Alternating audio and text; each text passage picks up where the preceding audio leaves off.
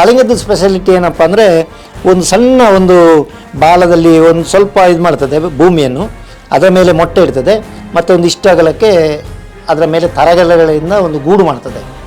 ಯಾಕಂತೇಳಿದರೆ ಯಾವುದೇ ಪ್ರಾಣಿ ಪಕ್ಷಿಗಳು ಆ ಮೊಟ್ಟೆಯನ್ನು ಹಾಳು ಮಾಡಬಾರ್ದು ಮತ್ತು ಒಂದು ಹನಿ ನೀರು ಕೂಡ ಬೀಳದಲೇ ಎಲ್ಲ ಅದು 100% ಇದಾಗಬೇಕು, ಹೊರಕ್ಕೆ ಬರಬೇಕು ಅನ್ನೋ ದೃಷ್ಟಿಯಲ್ಲಿ. ಯಾಕಂದರೆ ನನಗೆ ಒಮ್ಮೆ ಇದೇ ಏನು ಹೇಳ್ತಾರೆ ಅನಾಥ ಮೊಟ್ಟೆಗಳು ಸಿಕ್ಕಿತ್ತು. ಅಂದರೆ ಮೇಲೆ ಕೂತ ಹೆಣ್ಣು ಹಾವು ಹೆಚ್ಚಾಗಿ ಮೇಲೆ ಕೂತಿರುತ್ತೆ. ಈ ಹೆಣ್ಣು ಹಾವನ್ನು ಯಾರೋ ಓಡಿಸಿದ್ದಾರೆ. ಸೊ ಅಲ್ಲಿ ಏನೋ ನಿಧಿ ಇದೆ ಅಂತ ಪ್ರಚಾರ ಆಗಿದೆ. ಯಾಕಂದರೆ ತರಗೆಲೆ ಒಂದು ಇಷ್ಟಿದ್ರೆ ಮರುದಿನ ಇಷ್ಟಿತ್ತದು, ನಿಧಿ ಮೇಲೆ ಬರ್ತಾಯಿದೆ ಅಂತ. ಅಂದರೆ ನಿಮ್ಗೆ ಗೊತ್ತಲ್ಲ, ಹಳ್ಳಿಯಲ್ಲಿ ಏನಾದರೂ ಒಂದು ಇದು ಮಾಡಿದರೆ ಜನ ಎಲ್ಲ ನಂಬಿಡ್ತಾರೆ. ಸೊ ಫಾರೆಸ್ಟ್ ನನಗೆ ಹೇಳಿದರು, ಡಿಪಾರ್ಟ್ಮೆಂಟಿಂದ ಕಾಲ್ ಬಂತು, ಜಾಯ್ ಅವರೇ ಹೀಗೆ ಸರ್ ಹಾಗಾದರೆ ಮುಟ್ಲಿಕ್ಕೆ ಯಾರನ್ನು ಬಿಡಬೇಡಿ, ಅಲ್ಲಿ ಯಾರಾದರೂ ಒಬ್ಬರು ನಿಮ್ಮ ಸ್ಟಾಫ್ ಯಾರಾದರೂ ಇರಲಿ, 100% ಅಲ್ಲಿ ಕಾಳಿಂಗ ಸರ್ಪ ಮೊಟ್ಟೆ ಇಟ್ಟಿದೆ ಅಂತ ಹೇಳಿದೆ ನಾನು. ಮತ್ತು ನಿಧಿ ಅನ್ನೋದು ನನಗೆ ತಿಳಿದ ಮಟ್ಟಿಗೆ ಇಲ್ಲಿ ಸಿಕ್ಕಿದ್ದಿಲ್ಲ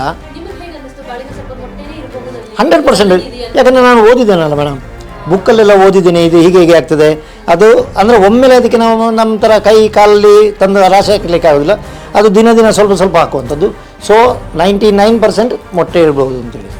ಸೊ ನಾವೆಲ್ಲ ಹೋಗಿ ಡಿಪಾರ್ಟ್ಮೆಂಟ್ ಜೊತೆಯಲ್ಲಿ ನಾವೆಲ್ಲ ಹೋಗಿ ಅದನ್ನೆಲ್ಲ ತರಗೆಲೆಗಳನ್ನು ತೆಗೆಯುವಾಗ ಮೊಟ್ಟೆ ಇತ್ತು, 28 ಮೊಟ್ಟೆಗಳು ಸಿಕ್ತು ಮೇಡಮ್ ನನಗೆ.